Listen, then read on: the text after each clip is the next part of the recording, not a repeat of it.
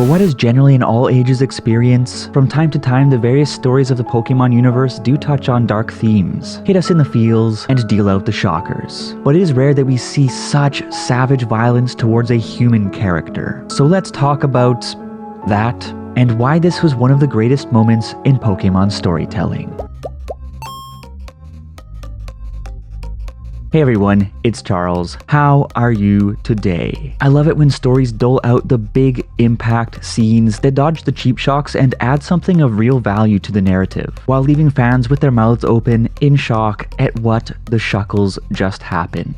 Admittedly, these banger scenes are relatively infrequent in the lighthearted and family-friendly Pokemon universe, but if there's any official Pokemon story that knows how to serve up a whopper, it is Hidenori Kusaka's long-running Pokemon special manga known as Pokemon Adventures Outside of Japan. And just to clear something up, while the manga does have a more mature tone than the anime, it is hardly the kind of edgy edgelord experience that many people on Reddit would suggest. Rather, it is simply a well-crafted story that captures the adventurous spirit of the Pokemon games while intensifying the character development, the plot points, and even the romance to a level beyond anything that we see in the games or the main series. I really recommend reading it. That said, in the midst of this comparatively complex, comparatively mature narrative, Kusaka does occasionally weave in these gritty what moments that can really take you off guard. For instance, when Mewtwo gets pierced through the back by Deoxys during their absolute sizzler of a battle in the Fire Red and Leaf Green arc, when Giovanni murders a bunch of Magmars to establish how much of a horror he is, whereas the anime turned him into the fairly inconsequential subject of a talking cat's erotic fantasies. Or when Lance blows up an entire, very much beloved city because, well, let's just say that Lance is a more nuanced character than in the other materials, but I'll leave it up to you to find out why. However, out of all the dark moments in the manga, what happened to Zinnia in the Omega Ruby Alpha Sapphire arc has always struck me as particularly powerful for a number of reasons. So we are about to dig into a moment in Pokemon history that involves a level of violent physicality that is rarely seen in the Pokemon universe. I will be explaining why it is awesome, and just as a warning, I will be talking through some key plot points of the Omega Ruby Alpha Sapphire arc that led us up to this moment, so there will be some spoilers. And as always, it is going to be a fun time, so kindly impale that like button for the YouTube algorithm, and let's jump right in. Zinnia has never appeared in the main anime series, and she has proven to be quite a divisive character in the games. Naturally, people hate her for selfishly manipulating Team Aqua and Team Magma in a way that nearly killed off a large segment of the planet's population. And many fans also felt that her backstory was not fleshed out enough to make her tragedy of a character sympathetic, and also that it was wrong how she did so much bad in the world without consequence. On the other hand, other people look to the subtext of her story, they fill in the gaps with their imaginations, and they love her as this tragic dragon master, and they think she is hot. Personally, I gravitate towards the I Like Zinnia group, but I do agree that she could have been so much better in the games if they actually did flesh out her backstory and motivations more than they did. Pokemon game writing. Anyways, she basically does some extremely questionable things and gets away with everything in the games. But in the manga, holy moly. She gets served a big dish of I'm going to skewer you and leave you to die in the ocean. And in the lead up to that nightmare fuel, Hidenori Kusaka really improved on the interesting but somewhat incomplete schematic for her character that was laid out in the games. Up until now, I've left Zinnia's story in the games as spoiler-free as possible, but please proceed to put on your spoiler hats as we delve into the tragedy of Zinnia's life in the Pokemon Adventures manga. It is a doozy. The Draconids are a Rayquaza-worshipping tribe whose entire purpose is to raise a lorekeeper, aka Chosen One, to bond with Rayquaza and prevent a world-ending calamity. We hear about them in the games, but we only ever interact with Zinnia herself. In the manga, years prior to the events of the Oras arc, the tribe's Rayquaza-bonded lorekeeper Aster is tragically killed when the Devon Company attempts to capture everyone's favorite green dragon for their own well-intentioned but somewhat misguided plan, and thereafter the tribe's elder selects Zinnia as the new lorekeeper, and as we discover, Zinnia is a girl who really did love Aster, and is torn apart by her death. So while she readily takes up the mantle of lorekeeper, she also vows to take revenge on the Devon Company, making her the only only single lady out there who would rather see Steven Stone in a coffin rather than a tux. And she hates his dad even more. With a vendetta to avenge a fallen friend and a mission to save the world, Zinnia has her work cut out for her. Sadly, the other tribe members never really accept her as lorekeeper, leaving her all alone in a desperate struggle to find her strength and to stop the looming Armageddon. But she shoulders the burden nevertheless. She plots,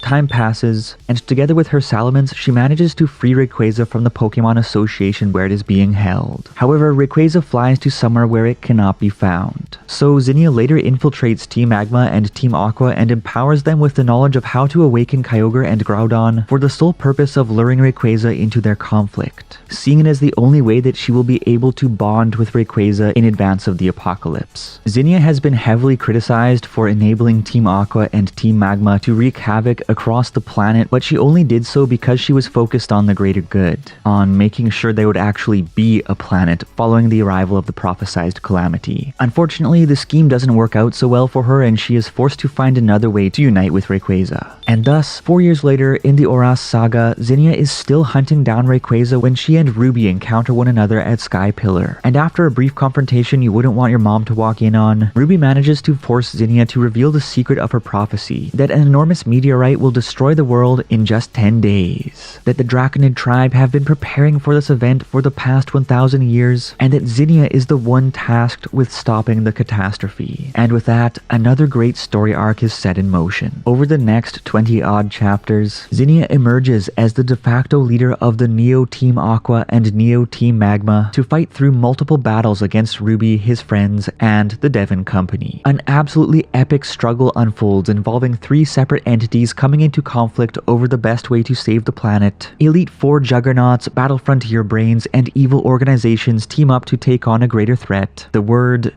dimensional shifter gets tossed around like a potato at a party. Hoopa is Hoopa. Moments of tenderness and real heartfulness abound, and basically a ton of crazy stuff goes down, and eventually we reach the inevitable outcome. Rather than Zinnia, it is Ruby and Sapphire who are able to bond with Rayquaza, and Zinnia finds herself unable to accept Rayquaza's judgment. So she goes on the offensive in an attempt to take them out of the equation, and she then mounts Rayquaza herself, whereafter she explains that it was she who freed Rayquaza from the Pokemon Association years earlier, that she has taken over Astra's role as the Draconid lorekeeper who must stop the meteorite's impact, and she begs Rayquaza, as its humble servant, to bond with her and aid her cause. Rayquaza eyes her, considers her words, and responds by lashing out with its tail, viciously impaling her through the abdomen. As Zinnia cries out in agony, blood gushes out of her mouth, splattering across the forehead of her horrified Salamence. Rayquaza then pauses to give her another moment to speak,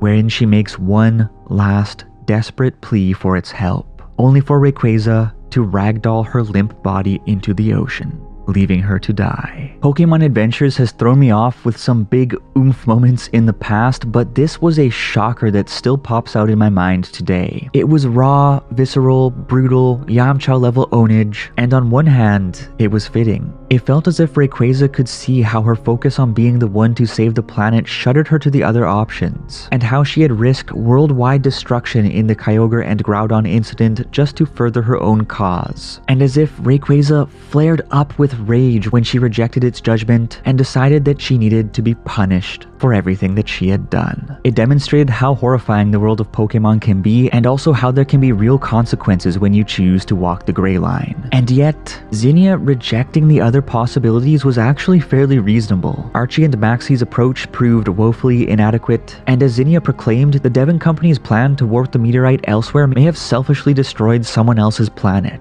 And while everyone hated her, she never deviated from the path that she thought was the right one, both for her sake and for the sake of the world. But in the end, she was punished as a villain for her commitment to a cause that she believed in. And that is why this shocking twist felt both deserved and undeserved, and why it is such a landmark moment in Pokemon storytelling. I dare say that most readers probably had fairly mixed feelings about seeing Zinnia get absolutely devastated in that manner. The good news, depending who you ask, is that following this fairly insane confrontation, a crippled Zinnia is rescued from the sea. When she regains consciousness, her first action action is to reject an apology from Joseph Stone for the pain he caused her and her tribe years ago, and her second is to burst into tears, lamenting that her fellow villagers were correct in their belief that she was never good enough to take over Aster's role and save the world. And it's here that she reveals to everyone that her quest was basically a suicidal one, as the Drachnid destined to ride Rayquaza into space and destroy the meteorite would perish in the poisonous ozone that Rayquaza emits when it is outside of the planet's atmosphere. Stephen Stone finally understands her, and he vouches his support for her mission with a truly powerful gift.